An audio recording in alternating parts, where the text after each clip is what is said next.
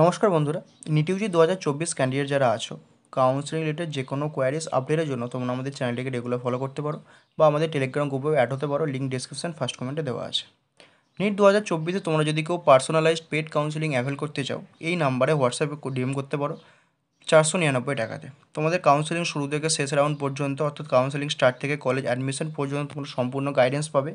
Choice filling regarding bond information, regarding college related information, counselling related all queries তোমরা যে কোনো সময় WhatsApp message বা হোয়াটসঅ্যাপ কলের মাধ্যমে জেনে নিতে পারো। তোমাদের যে কোনো ডাউট, তোমাদের কাউন্সেলিং প্রসেসকে স্মুথলি এগিয়ে নিয়ে যাওয়ার জন্য তোমরা 499 টাকা দিয়ে তোমরা কিন্তু আমাদের পেড কাউন্সেলিংটা অ্যাভেল করতে পারো। WBMC হিসেবে অল ইন্ডিয়া কোটা কাউন্সেলিংয়ের জন্য তোমরা আমাদের চ্যানেলকে ফলো করতে পারো। আমাদের চ্যানেলে যে দেখতে পাচ্ছ অনিন্দ বেলেল, এখানটা এটা, এবং টেলিগ্রাম গ্রুপ নিট 2024 কাউন্সেলিং। ঠিক আছে, এই গ্রুপটা তোমরা অ্যাড হয়ে যাও। চলো এই ভিডিওটা শুরু করা যাক।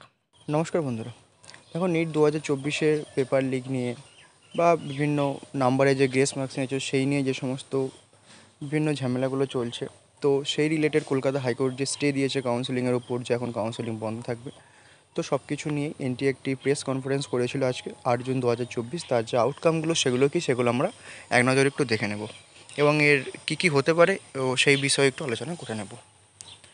দেখো, প্রেস কনফারেন্সে যেটা বলা হয়েছে যে এনটিএ বলতে চেয়েছে যে ওই শুধুমাত্র 1567 জন বা ওই রেঞ্জের যে সমস্ত স্টুডেন্টগুলো ছিল, যা হয়েছে তাদের নিয়েই ঘটনাগুলি ঘটেছে। ঠিক আছে, গ্রেস মার্কস তাদের হয়েছে এবং তাদের ক্ষেত্রেই ওই যে ডিলে ব্যাপারটা বা পেপারের ডিলের জন্য গ্রেস মার্কসটা দেওয়া হয়েছে। বাকি কোনো স্টুডেন্টকে নিয়ে কোনো রকম কোনো সমস্যা নেই, বা বাকি সমস্ত স্টুডেন্ট যাই হয়ে যাক, পুরো ফেয়ারলি ঘটনাটা ঘটেছে, এটা এনটিএর পক্ষ থেকে বক্তব্যটা বলা হয়েছে। দেন গ্রেস মার্কস বলা হয়েছে যে 2018 ক্ল্যাট এক্সামে সুপ্রিম কোর্টের যে অনুসারে যেটা দেওয়া হয়েছে সেই অনুসারেই কিন্তু গ্রেস মার্কসটা দেওয়া হয়েছে, এটা বলা হয়েছে। পেপার লিকের কথাটা টোটালি অমান্য করা হয়েছে, নো পেপার লিক। আরেকটা কথা, তোমরা আমাকে অনেকে জিজ্ঞাসা করেছিল যে রিনিট হতে পারে, রিনিট হতে পারে। তোমাদের বলে রাখি, রিনিট হবে না, মানে সবার তো হবেই না।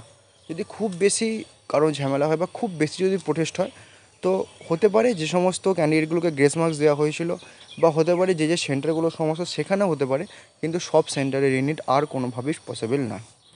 আর কি বলা হয়েছে, যে একটা নতুন কমিটি গঠন করা হয়েছে, তারা 1 সপ্তাহের মধ্যে আউটকাম জানাবে যে কী করা হবে, এবং সেটা হতে পারে রেজাল্ট রিপাবলিশ করতে পারে, হতে পারে ওই সমস্ত ক্যান্ডিডেটগুলোকে আলাদা করে কিছু কি ব্যবস্থা নেওয়া হবে, সেটা কিন্তু 1 সপ্তাহের মধ্যেই জানা যাবে।